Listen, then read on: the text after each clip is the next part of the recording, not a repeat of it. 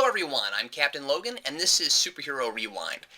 So we all know there's a Spider-Man reboot coming, and since we still know very little about what's actually happening with it, I thought it would be interesting to look at the first film and see what it did right the first time, and what could be improved upon in the next attempt.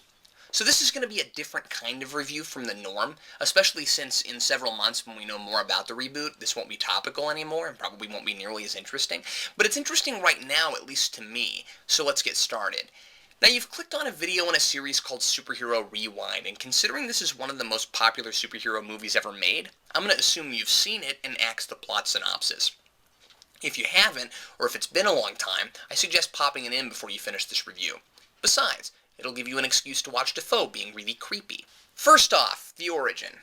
We all know Spider-Man's origin. He's bitten by a radioactive spider. His uncle gets killed because Peter doesn't stop the burglar who kills him. This leads him to become a superhero. And that's really all you need to know. But of course, the first third of this film is devoted to the origin, and it's done well, for the most part. But I've seen it 6,000 times between the comics, animated series, and this movie, and I don't need to see it again. I want Peter Parker, even if he's going to be in high school again, to have already been Spider-Man for a while before the film even opens. Then it can move on and tell a real story without 45 minutes of setup. And that's the issue for me, really. Origin stories are set up. They inform us about the hero's past, so we buy their motivations for becoming a superhero. Sometimes that origin can be complex and interesting enough to warrant an entire story on its own, or to be deeply integrated into another story, like in Batman Begins. But most, like Spider-Man, are backstory, and that's really all they should be. This movie is severely lacking in story because so much time is devoted to the origin. This wouldn't be so bad if the plot that's told after it was less obvious, if Green Goblin had more clear motivations, and if Peter Parker was more proactive. But we'll get to all that in a minute. First, I want to mention a couple things about the origin that really don't work for me here. One, Peter Parker really kind of looks like a murderer, and I don't like that. He tracks down the burglar who killed Uncle Ben, and that's good. That's more proactive than he's going to be in the rest of the movie. But then he beats the crap out of him, and ultimately, the guy falls out a window to his doom. Now, this death could have been more like Green Goblin's death at the end, where he does something foolish and it leads to his own demise. And while Peter doesn't exactly push him, it looks almost as if that was his intention.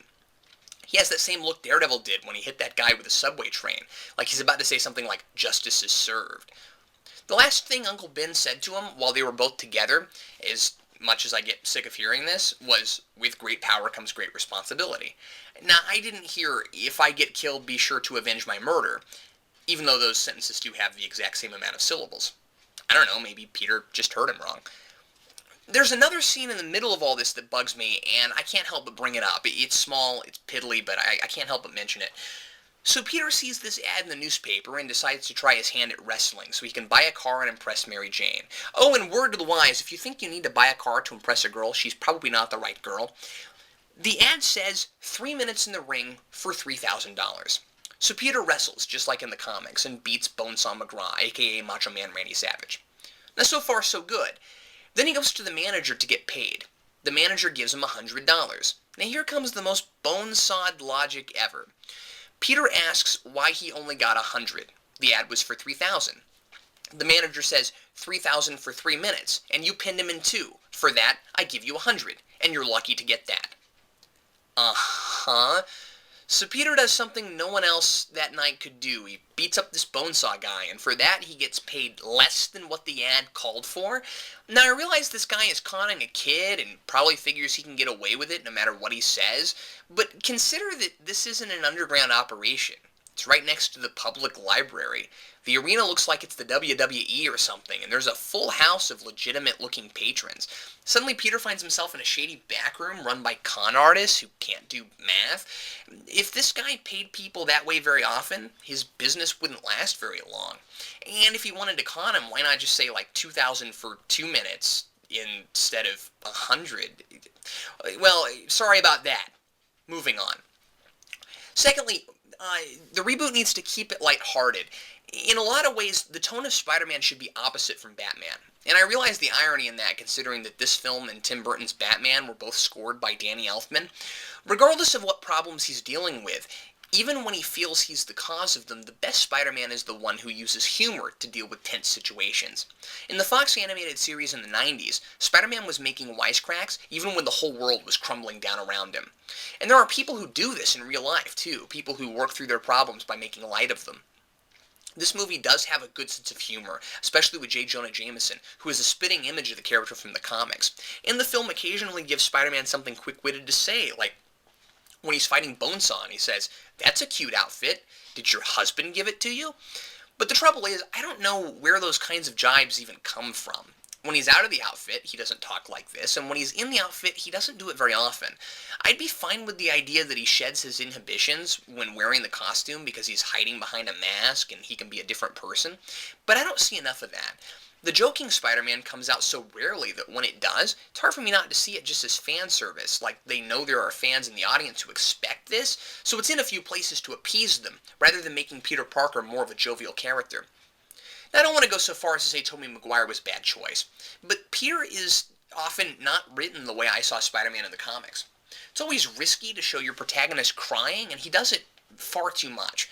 I'm going to be more sympathetic to a protagonist who feels emotional pain but then resolves to do something about it, rather than one who mopes around and waits for trouble to come to him. Sometimes it seems like this Peter Parker was modeled off of Clark Kent from Smallville. After years of waiting to see what the character would be like on the big screen, this just isn't quite what I expected. Oh, and about Jameson, whoever is cast next, I hope his part doesn't turn into a cameo. In fact, I'd like him to be more involved in the main story. Jameson was directly involved in a lot of Spider-Man stories in the comics. I'd hate for him to get like Perry White, where we see less and less of him in every Superman movie, even when he gets recast. When we finally get another Superman film, Perry White is going to be replaced by a sign on his desk that says, "Back in 5 minutes." Third, in the reboot, I want a Peter Parker who is more proactive. After Green Goblin attacks the festival, Peter Parker later says to Harry, someone has to stop him. But he doesn't go and try to find out anything about this mysterious supervillain. I mean, he has no idea what this guy's plan is, or if he'll even strike again. After all, his only real goal was to kill his board of directors, and I mean, he managed that. So if it's so important that somebody stops him, why not do some research and find out what you can? Now, I realize Spider-Man isn't a detective like Batman, but some detective work comes with the job. If all being a superhero is about is waiting around for someone to rob a bank or kidnap a girl in an alley, you'd be lucky, at least in the real world, if you stopped 3 crimes in your entire life. What's worse is that he doesn't try to find out who or where Green Goblin is, even when it becomes personal. Goblin attacks his Aunt May, and he hangs out in the hospital and talks about how he doesn't have the spine to ask Mary Jane out.